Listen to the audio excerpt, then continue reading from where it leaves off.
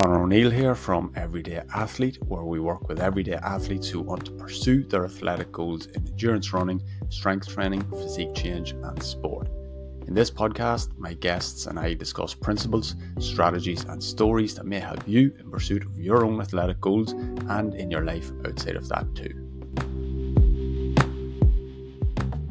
The time that we met 7 or 8 years ago, and I wasn't sure if you'd even remember it, but as we've discussed, you have a pretty good memory by the sounds of it. And within that meeting, we had discussed my career prospects coming out of an engineering degree and deciding that that wasn't something that I wanted to pursue necessarily. And I was asking you for advice around the nutrition, performance nutrition, career paths, potentials. Obviously, you were working with, I think at the time, Dublin GA and Leinster Rugby. So you had that going on. You had the food flicker, if I remember correctly, which I don't know. I remember I obviously followed it, and it was public facing, was a lot of recipes and a lot of good food advice. I don't know what that was in terms of a business at the time, but I know that you had a lot going on. You were one of probably the only guys that I could envisage ever turning to and saying that's the career path direction I would like. So we met up anyway, and I talked you through it, and you gave me really good advice that, as I was telling you, has stuck through to this day, which was basically around the idea of ensuring that the career path you want to pursue with the performance nutrition is going to be sustainable enough to me justify giving up an almost certain career path within engineering that would have led to a certain amount of financial and other success. And at that time, as I say, you were probably the only person that I could have said that's the career path. But I'm wondering, for you at that point or before that, it couldn't have been the case that you had many people in that line of work that you could have looked up to and said, that's how I want to go, even to go and talk to them and ask for advice. So is that presumption right, that there weren't many people or anyone that you could turn to? Or were there people that were, I suppose, mentors from afar, as you were, I suppose, for myself? Oh, I think that's far too much. I can't accept that. I definitely am very honest when I meet people, because so few people are just being very straight about it. They're not in a position to really go after this as a career, because there's so many different things that you need to have. You need to be entrepreneurial, you need to have a bit of a business head, you need to really care about the space, you need to care about people, you need to be a great listener, you need to be able to evolve your practice, and there's a real lack of security in the space. So when I just tried to make that feel as genuine as possible when I have those conversations with people. I was very fortunate that I had a best friend who was in academia. Brendan Egan was my business partner for about 5 years. That created a little bit of stability in the early years. But, you know, Brendan and I had different career aspirations, and I always wanted to work directly in the space, and his research was the most important thing to him. So in the early stages, it was a really good partnership. But if you were to ask me, did I have somebody that I could look up to or have those conversations with that was more public facing and working at that time in team sport? No. But there weren't that many people in the industry anyway. So there's pros and cons. There's pros and cons. I feel like there was lots of positives, because you got to create your own picture, and you're not as heavily influenced as maybe some people are now. And the one thing, I wrote an article a long time ago, 5 years ago, on my career path. And the key message in it is that you have to find your own career path. You have to figure out it is what direction you want to go. And yes, you can see what other people did, or what I did, but it's not that it's irrelevant. But if you look at my career choices and path, it is so unconventional that it's not something that I would recommend somebody to go and do now. Yeah, and it's the unconventional nature you mentioned. But when you ask more or less anyone who's forged a path, particularly going their own route of being self-employed or having their own business, it always seems unconventional because there is no standard path. And even at that time, I knew that whilst that was kind of the direction I wanted to go, I didn't really have aspirations of working with rugby teams or top level GA teams in that way. But it was so sparse in terms of the people you could turn to that there wasn't really anyone doing anything else, as you mentioned, regardless of whether it was at top level of sport or not. But that has led to, for me, obviously going down the nutrition route, bringing in the training side of things as well, and psychology and specialising with GA, but then broadening that out as well. And it's all from that one point is sort of, I wouldn't say I'm not giving you, as you mentioned, you couldn't take full credit, but I'm not saying you're the only person, but I have to say you are the person who at the start was the go-to guy for me. And I think it's one of those things that it can put you in one direction or the other, and it could have been at that moment that someone was either leading you up the garden trail of saying, yeah, it'll be great, it'll be grand, go on ahead, just do whatever you want to do, and then ended up not being prepared. Or it could have been, as you hit a few hard truths to be able to say, right, this is going to be a bit of a slog and a long haul. But even with yourself as an athlete, then going back before that, you obviously had the success within the club level at the All-Ireland, or winning an All-Ireland and playing inter-county level. At that stage within the team environment, were you the guy who your teammates would have said, that's the nutrition guy, that's the guy who takes it real serious, that's the guy who's judging us when we're at the deli counter? Or was that part of your identity within the team environment?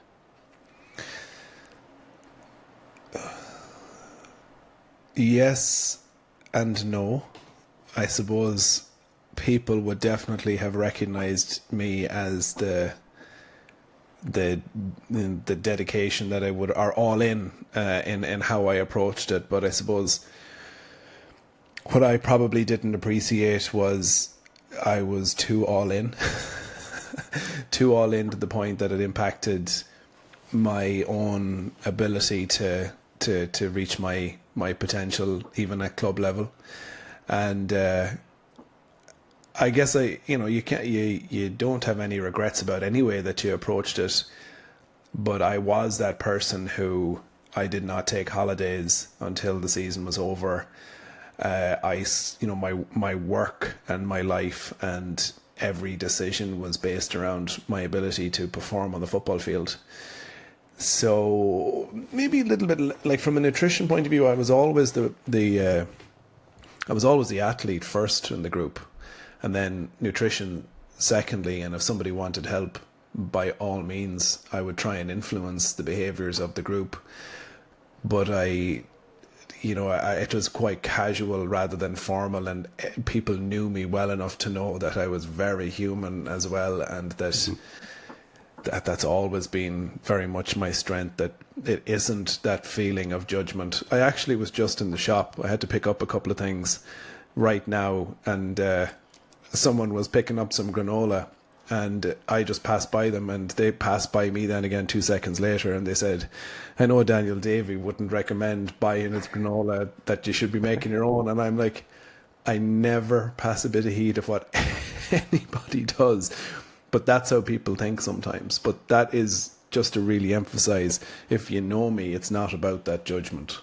Yeah, I get to say myself all the time. And usually it's like, if you were to spend a bit of time with me, you wouldn't have that opinion of this is the guy who has to be weighing out everything or doesn't eat chocolate or whatever else. But the perception is, and it brings up that idea of, there is a lot more to food than the health of it or whatever else. It is the perception of it, almost like as a moral statement about the decisions you're making, or there's so much more to health. And I've seen it within my own opinion and my own way of viewing towards nutrition. But I think I've picked up from a lot of your stuff as well, is moving a little bit more from the tactics and the strategies and the specifics of how many grams of protein, how many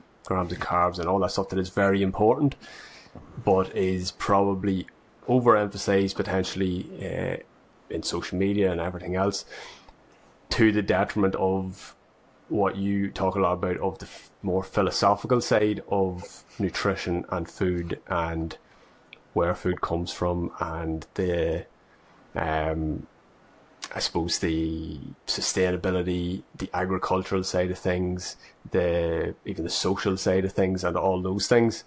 And when working specifically with athletes who are, in one way at least, they potentially think, coming to you for those strategies and tactics and specific things they can follow, how do you find balancing, giving them what they need and what they want in terms of those tactics and strategies, versus trying to implant that bigger picture thinking around the more philosophical side of the food environment, how to think about food and how it brings in the other aspects of life? The first part is to get people to think about their choices, and a lot of people don't think. They're in autopilot, or they're conscious. The decisions are subconscious rather than conscious, and they will come looking for something to be very, very streamlined because they think they're very busy, or they think that they need something that's highly specific that's going to give them the answers, whereas it never is that simple.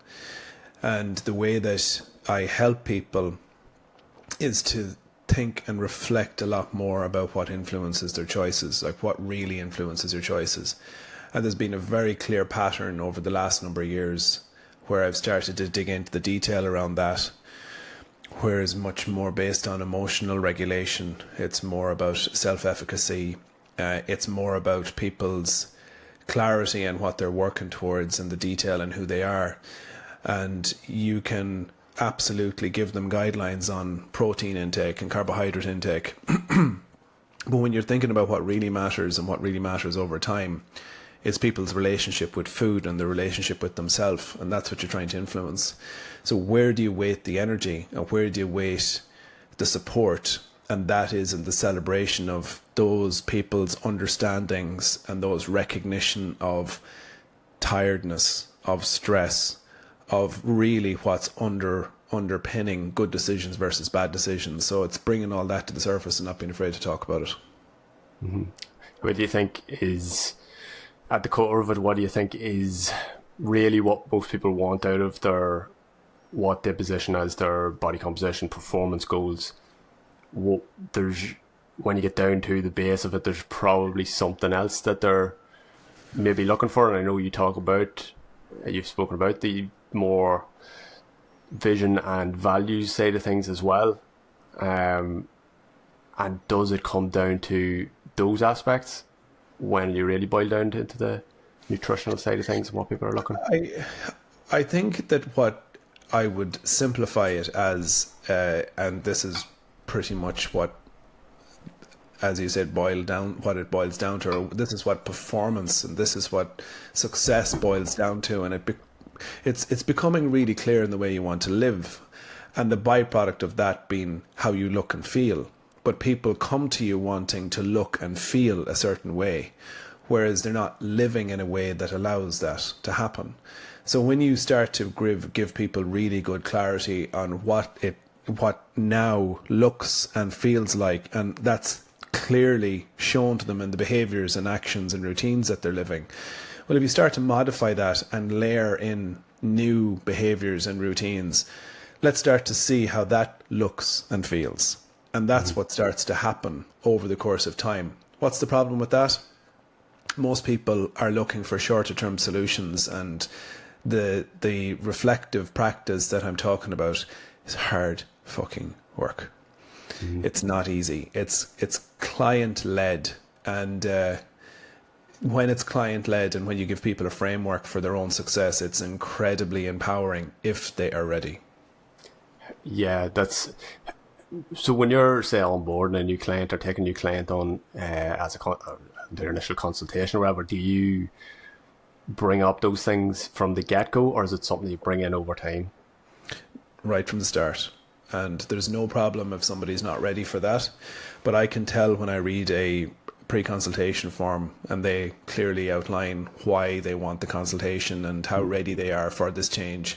I can see it. I can see the detail in their notes and how much they've thought about it. And the wonderful thing, I can't really fully explain it. It's almost like maybe some of the questions you're asking me now and maybe some of the things that you're picking up. I would say 8 out of 10 clients are the type of people that are ready and they're the people I can help. That's particularly in 2024. There's been a real change. And it's interesting, like I have not had somebody really that I haven't been able to help in a long time, which is very, very fulfilling. Do you find more athletes or versus say non-athletes are open? What is one more open than the other to exploring those things? I don't know. I think if I was to say if there was one pattern, I'd say maturity. I'd say that people are they're at a certain age and or maybe at a certain stage in their life. So I get a lot of people in their 30s, early 40s, and they're at that point where they're, it's kind of funny even as we're talking about it, I think about my own age and maybe some of the things that I'm expressing, maybe that's what people are identifying, because I express a lot about this myself personally. But those people can be athletes, former athletes, people who are doing high rocks or triathlon or marathon. The people who I would love to connect a little bit more with and who I could really, really help are people in their early to mid 20s, and I've connected with those in team sport environments, but I'm now starting to think that maybe it was the environment that facilitated those relationships rather than them being ready to take on those types of conversations. So it's an interesting one, given also a thought. I spoke about it last week or in a previous podcast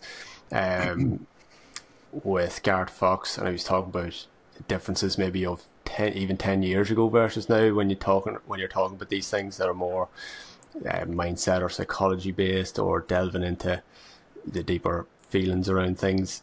And I think now it is a lot more acceptable to be talking about these things because there's a lot of more education around mental health and a lot more messaging out in the public eye, and I think it probably is a lot more accessible for younger people, but at the same time there is always that little bit of a potential stigma, not necessarily a stigma, but a feeling that if someone is the first out of their younger friend group to bring up a subject like that they'll get laughed out of the place, and that I think requires probably more of an environment where someone who is an authority or an inspirational figure or someone that they look up to is leading the charge, I suppose, in that way, which can be a little more difficult, I suppose, to do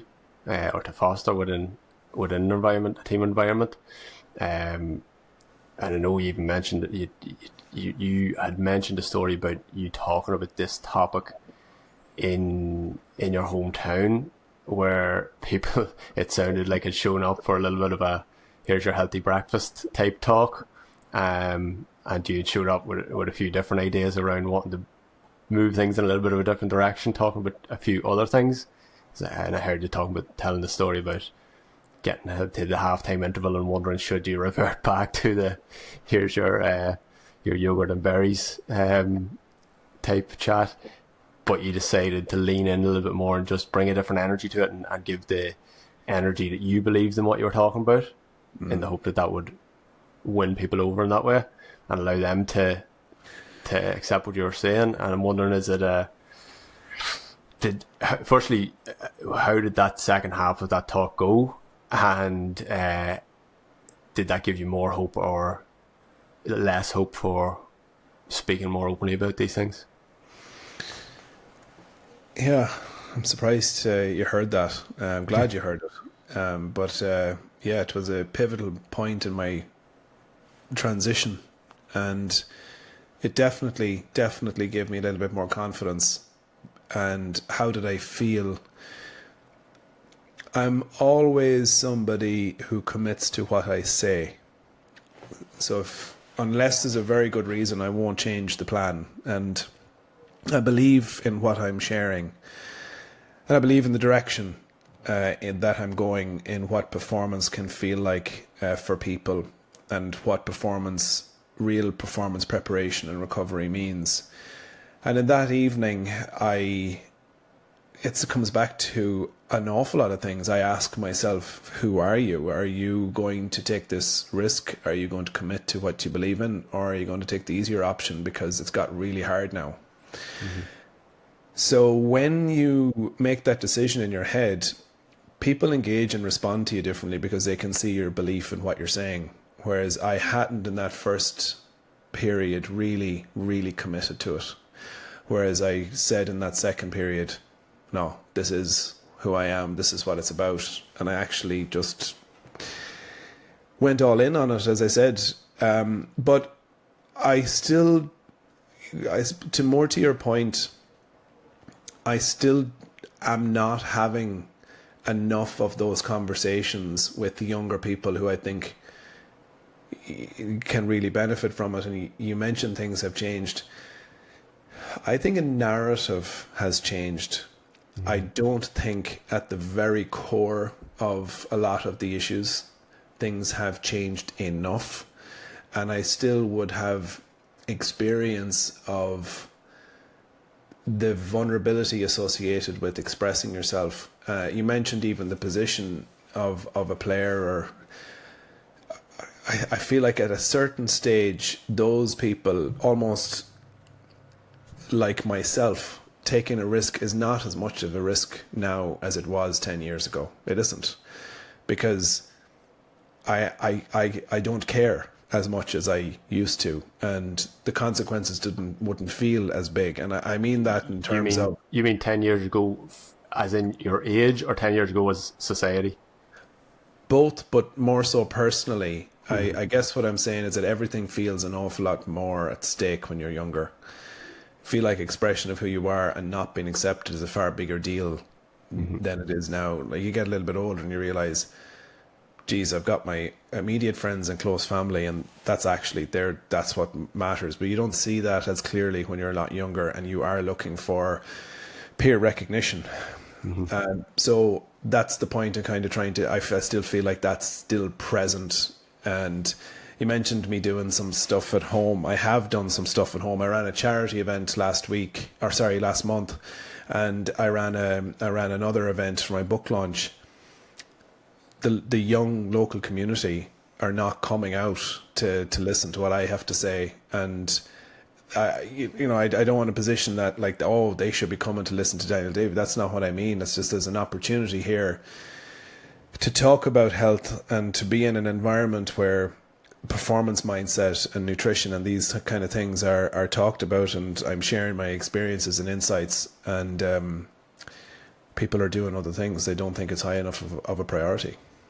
Yeah, it's very difficult, and I found myself more recently as well trying to lean in a little bit more to, because it's hard as well when you're building a business. You want to, in some aspects, appeal to what people are actually searching for. They want to improve their body composition, to look better. They want to improve their performance so that they can impress on the field or whatever else. But for us as people who are running a business, we don't just care about that, getting clients in the door. Eventually you start to, even if you didn't start out that way, you start to actually say to yourself, I'm doing this day in, day out for years on end. I want it to mean something. I want to have a deeper impact than getting someone who into incredible shape, or allowing them to perform better, which aren't small things at all, but you want to be able to have that greater impact. And even now for me, it feels difficult sometimes to breach those deeper topics, say on social media, where there are things that I would want to talk about a little bit more, but maybe aren't, the incentive isn't as aligned with business as you might like it to be. But that's something I'm trying to lean into more, and the thing that I've come up with, you're always, I'm sure you're the same, playing about with what the brand represents, and can I come up with one sentence that says, here's exactly what we do, and trying to refine that as much as possible in a way that's palatable, but also in a way that actually represents the true essence of what you do. The current way I'm approaching that is saying what we do is self-development through the pursuit of your athletic goals. What you potentially what yours is like putting good nutritious food at the heart of people's lives, something along those lines, potentially. It's changed a lot. Is there more than that? Yeah. So it was that. Do you grapple with that? Do you have that thing in your head of I have to come up with one line to summarize exactly what I do? And where's that at the minute, I suppose, from what your vision and mission for the company is? I think what's really interesting is that we're all sharing the same challenges, and what I've done in the past, it's not that long. I'm not going to say that this has been something that I've been doing for a long time and this is the answer.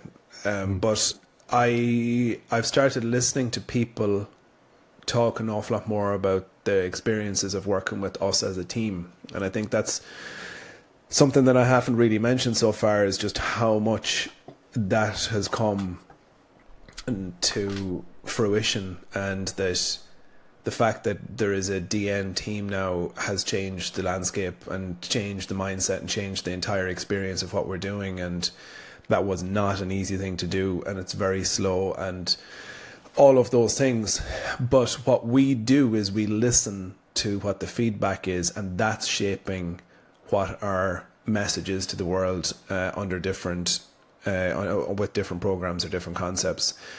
But the two words, maybe three, but the two main words is confidence and clarity. So people feel so much more confident and clear about whatever it is related to their health or performance when they work with us. That is constantly the message. That's the feeling. That's the expression. And now it's about bringing confidence and clarity to as many people as we possibly can, and shifting the mindset towards what it can mean to invest in this space. Mm-hmm. To switch a little bit to something else that I wanted to speak to you about, because I know that it's pertinent to you at the moment, and to myself as well. I believe you have two young ladies in the house. I myself have a daughter and a son, so both below 3 years old. So there's a lot of, let's say, challenges with food within that, with having kids in the house, and also knowing the amount that you know about nutrition. How do you find that balance with wanting to put across the information in a way that is not controlling and not putting them to the point where you are installing a sense of anxiety around food, of this has to be, perfect and everything else, but also wanting to install good habits for the duration of their life, beyond when you're going to have control over their food in a certain way? Nothing could be more important to me than my children's well-being, the same as almost every parent out there. So yes, I mentioned maturity, and I wouldn't like to have been a parent at 30 and to have influenced my children's eating habits or behaviors then, because it's so different now. I don't worry about it at all. I don't stress about it at all. It pisses me off when they throw their food on the ground and they waste a lot of food. but there's no drama in our house. And a lot of people will be very, very surprised about how many treats my kids get. But I firmly believe that there's enough good habits in there, and that we have a very healthy and happy home that's focused around inclusion and food being social and food being fun and positive. And I believe that the most important aspect of influence is how Sandra, my wife, and I are around food, and we try to be as positive as we can be. So that's the long-term answer here. One girl who's incredible, she'll eat a pear, she'll eat a pepper like a pear, and there's no issue. My second little girl doesn't want to eat any vegetables whatsoever. I'm not a bit stressed about it. It'll work out. It'll be fine. Yeah. I'm glad to hear you say that too, and I think a lot of people will be glad to hear you say that even yourself, and put myself in the category of having all the knowledge, having all the, I know what vitamins are contained within this, that, and the other. It still comes down to, creating an environment where food isn't this thing to be obsessed over and to be, overly restricted with. It's this thing of the meal time is there as something that's an enjoyable time within the day to catch up and enjoy, and the more pressure you put on it usually is the more trouble that you end up having at food time. But I have to say, privately, when I'm away from the dinner table, I'd be thinking a lot about it, but creating that environment is something I think a lot of people will struggle with. I know for me, including them, the oldest one's coming 3, so we can include her within the cooking process and start to create really good habits that way of knowing that this is how your food arrives at your plate. It's not a case of you show up at dinner time and that was always on the plate. But are there any habits that you would put? Well, as you say, it's something that you don't necessarily think a lot about, and I think that's maybe the lesson to take away is to just. But I think that's coming from someone who probably has a good food environment within the house already. Yeah, I mean, it's not that I don't think about it. I think it's important to say that I don't stress about it or I don't overthink about it. And what matters that you come from a home that you eat together and that there's food provided that's nourishing and that food is cooked and prepared. And I can't emphasize that enough. I know so many absolutely incredible homes and they cook once a week. That's kind of what I'm trying to get at. We cook here every single day. My children don't know anything different. So if that's what they know, I believe that that's what they'll carry into their own lives. Yeah, very true. I think that is the key. Creating an environment that this is the normal thing to do, and trusting it'll all come out well in the wash in that way. One other topic that I wanted to talk about that is something that again is more of a personal question. Me asking for personal advice from you is the idea of putting yourself out there on social media and again finding that balance between using social media for what it is for or what it is good for, and keeping a level of integrity around yourself.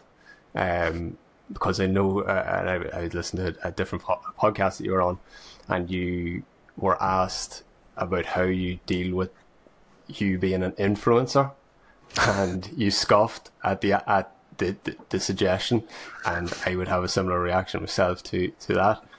But what you posited almost as the opposite of influencer was having integrity, I suppose. And finding that balance between those things can be difficult. Putting yourself out there and using the modern technology, but doing it in a way that actually is getting across your message. And how do you find that at this point? Really hard. Really hard. Not maybe for some of the reasons that people might assume. I will be very honest and say I don't feel it. I don't feel it difficult to share my opinion. I'm really open, and I don't find it particularly difficult to express things that I really care about. I go and do what I think needs to be said in the world. Last year, I had a colonoscopy and I shared the experience. I can tell you that I did not do that for any attention. I do things like that because how did I feel before I knew about what a colonoscopy was? A little bit vulnerable and a little bit unsure and maybe a little bit afraid.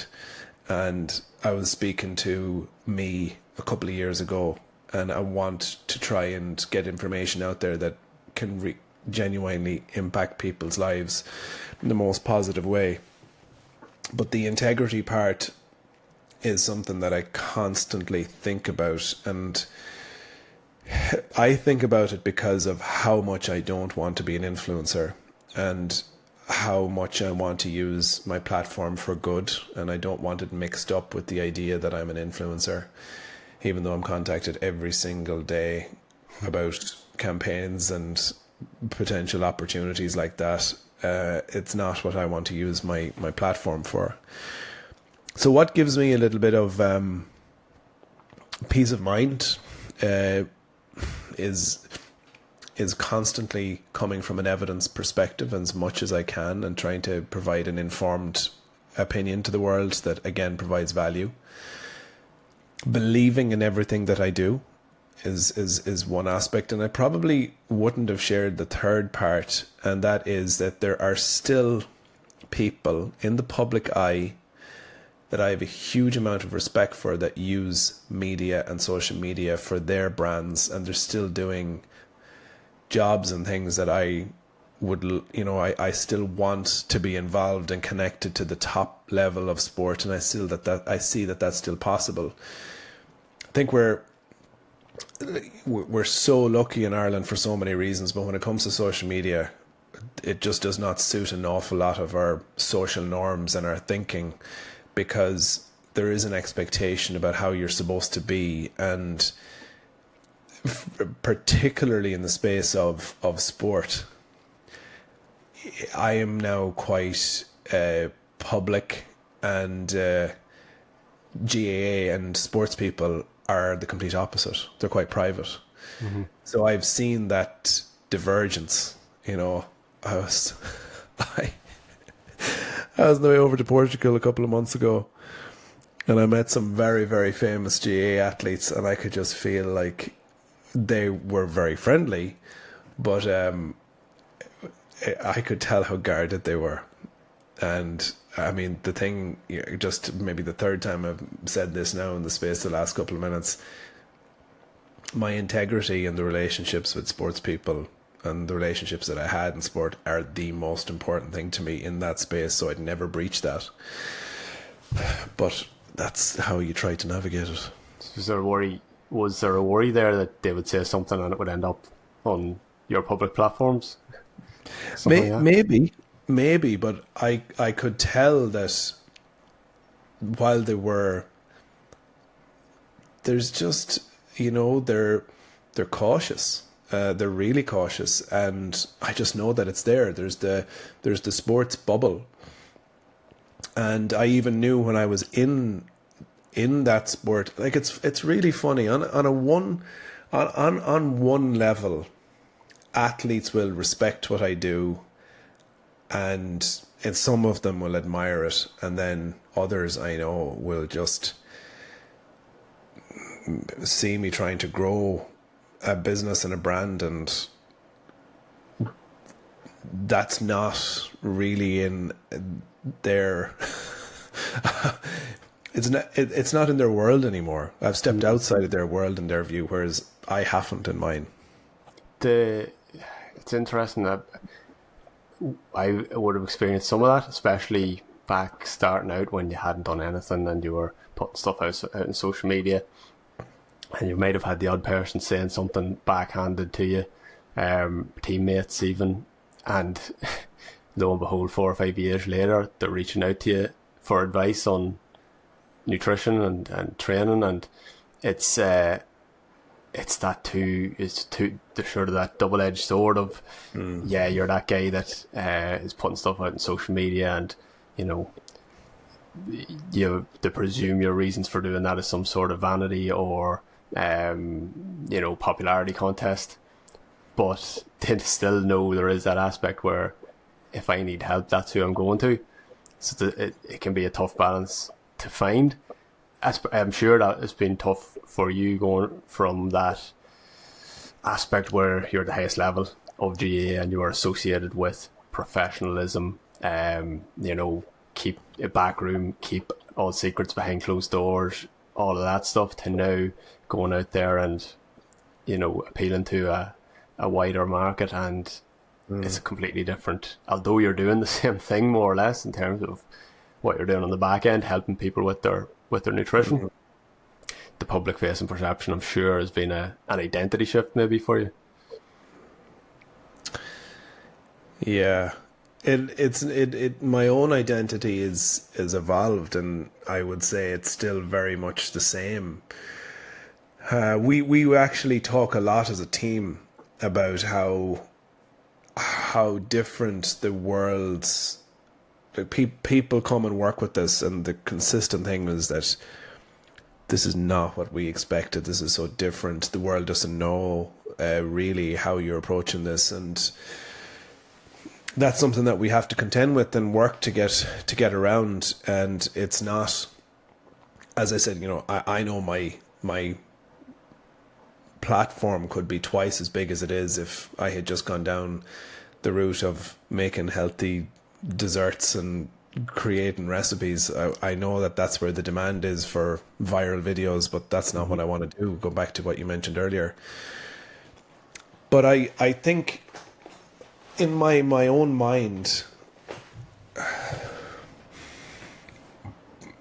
I still truly believe I can work with the best athletes in the world. I just need to figure out how to do that with 2 young kids living in Dublin, and not crossing into somebody else's space, like not crossing into, because most world-class athletes will have their own nutrition support. So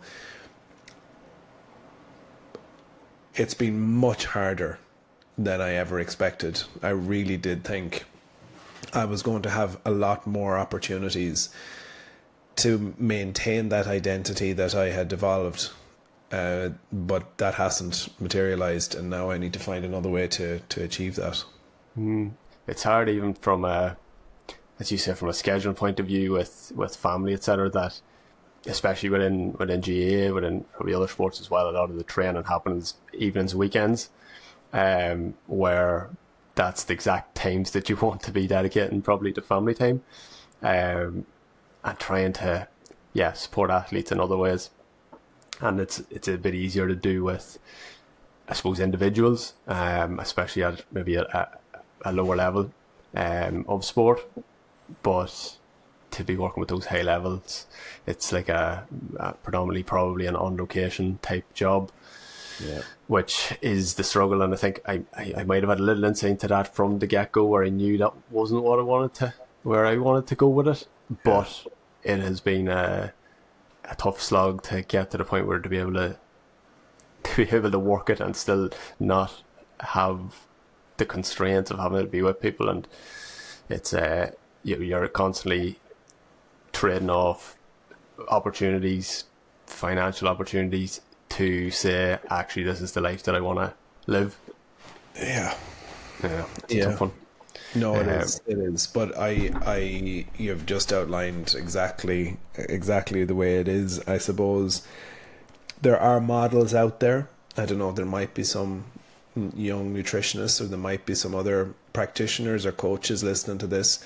There are models out there that are highly effective, where you've got intensive periods where you can spend time with coaches and spend time with backroom teams and athletes, and maintain online relationships like that. That world has definitely become more accessible, but it's it's harder to establish those, and it's hard to value them as well, because you can spend an awful lot of time on resources and messaging and phone calls and emails and all that kind of thing, and it's a lot harder for people to understand the value of those type of things. But I know from running the intense events that we did out in Portugal as an example, we had deep impact over a 5-day period, and we still have, the group is still active, they're still meeting up. You know, there's no way you could have placed that sense of value, or people just thought they're coming to train in the sun, whereas people came with the change in mindset and outlook and new friends, and so there's ways and means of doing it. It's just, it's a lot. It's just a longer journey.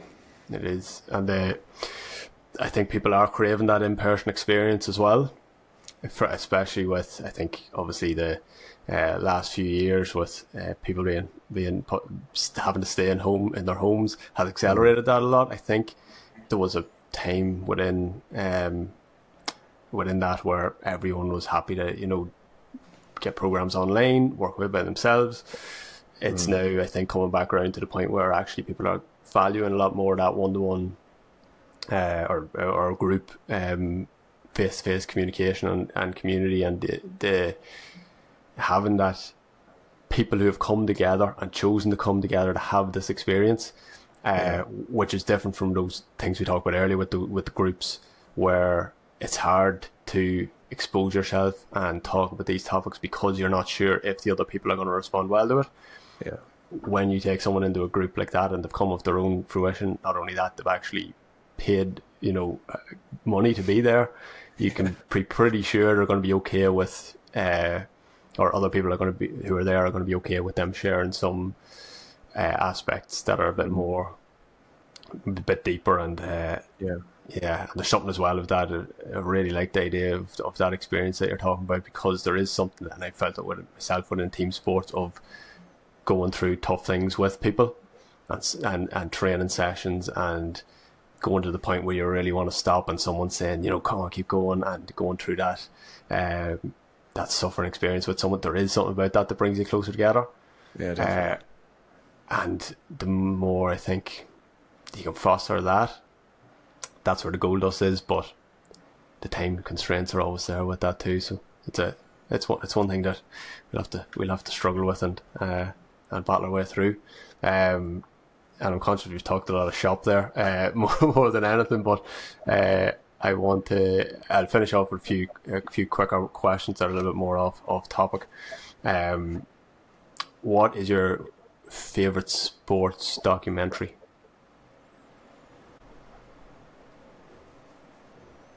I'm trying not to just say the ones that everybody has watched.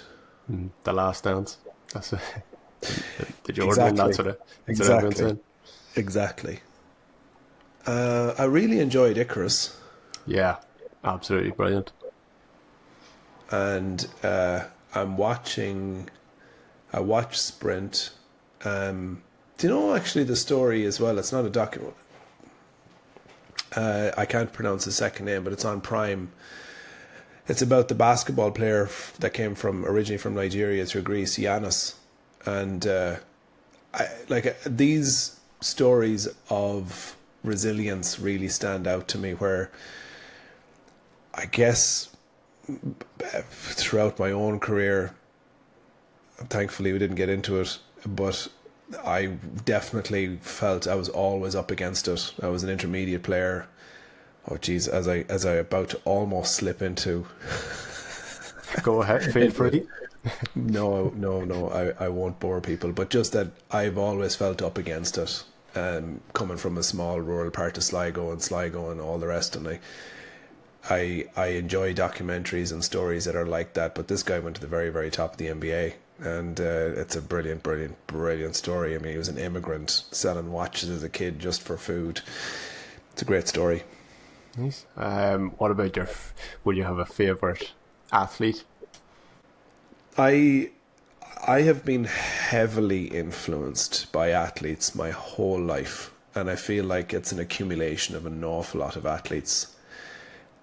in so many different ways. And maybe this is unfair to do this to your question, but as a child growing up, there was the feeling that Eamon O'Hara and Sligo and Kieran MacDonald and Kieran McGeeney had on me, and watching their athleticism and commitment, I mean, there's just no question that influenced the type of direction that I was going to go in life. And then as you get a little bit older, you're watching Brian O'Driscoll, and then a little bit older, you're watching Johnny Sexton. You become friends with the likes of Sean O'Brien, and then in the Dublin environment, Dermot Connolly, Paul Flynn, Jack McCaffrey. These players, all of them, their personalities, their belief, how they live, it can't but not influence your mind and how you approach your days and what you think is possible in life and sport. Would you say those guys influenced your approach to sport, or are you saying they've actually influenced your approach more to things outside of sport as well? Everything in life, honestly, everything. So someone like Johnny Sexton is still influencing me in the way that he lived, and his single-mindedness. And I would relate him a lot to the way Jim Gavin was as a leader and how process-focused they were. And people think they know what process meant or means until they're in those type of spaces where the detail and process is beyond anything you could possibly ever imagine. And that's what these type of people live. So I feel very, very privileged to know what that means. And it's still, when I say life, they still express themselves. They may not do it very publicly or very often, but like the reason I bring up Johnny Sexton and Brian O'Driscoll is because of the fathers that they are and the way that they love their kids. And there's no bravado around it. They just do. They want to spend time with their families, and I love that. And I think that's great to have people like that are such sporting heroes, but great ambassadors and role models too. Yeah, absolutely. There's a lot of emphasis put on the single-mindedness of success, but that all-rounded idea and the more holistic thing is probably more aspirational. I would agree with that as well. Would you have a book that was a game changer, or would you have a favourite book that you would reference? I think there's too many here. I think game changer. I'll mention two books on a professional level. The Power of Habit, because of how much I began to understand what really influences our decisions. I know it's a book that's been around a long time and mentioned a lot, but it really was pivotal for me. I started to model my whole approach to working with people around behaviour change through some of those concepts. And then on a personal level, but also connected to my professional work, it's a zoo around here. So it's based around personality types and dealing with different types of personalities. And I learned that there are people like lions and people like elephants and people like monkeys and people like dolphins, and why sometimes they don't align or get along, and how you can change certain aspects of your behaviours to get along better with them. And that was really, really powerful for me. Hadn't heard of that one, so must check it out. It's a 20-minute read. 20 minutes. Oh, really? All right. We get the audio of it. It'd be even easier just to throw it in for a gym session. So last sort of question is that if you could have three people out for a coffee and a chat, past or present, dead or alive, who would those three people be? I'll say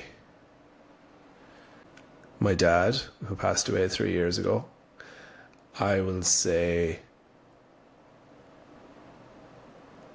Declan Darcy, that I am good friends with from the Dublin, former Dublin backroom team. He's an amazing conversationalist. And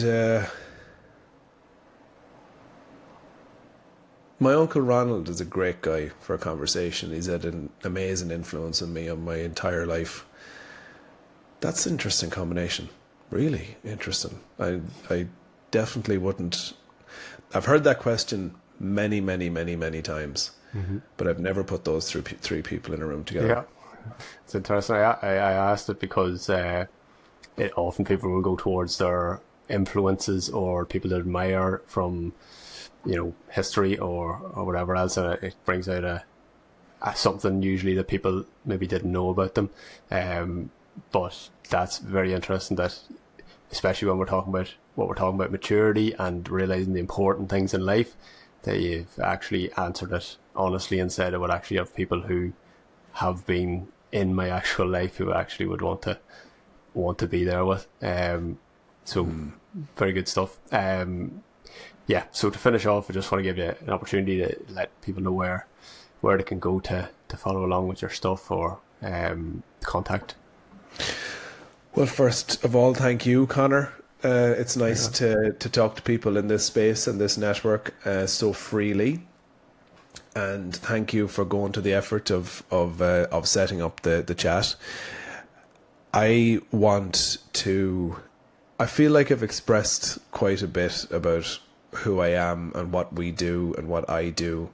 And I'm just really excited to work with the greatest minds, and just people who are not just the greatest minds, but people who have an open mindset. I was working with a guy on Friday, just had a hip replacement. He's 62, and he was finishing my sentences by the end of the session. And that's the type of attitude where somebody just understands the value of creating a clear picture of what you want.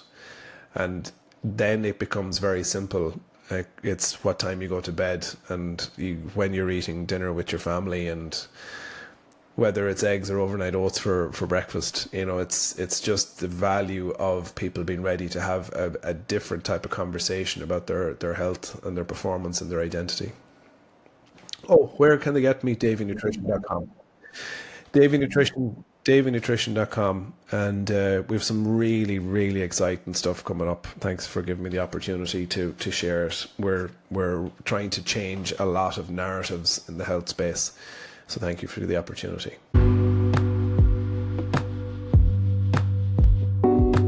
Thanks for listening, and if you consider yourself an everyday athlete, whether you play sport or want to pursue other athletic goals, consider checking out the Everyday Athlete program at the link in the episode description. There you'll find what's involved in the program, testimonials from the lads we work with, and how to apply.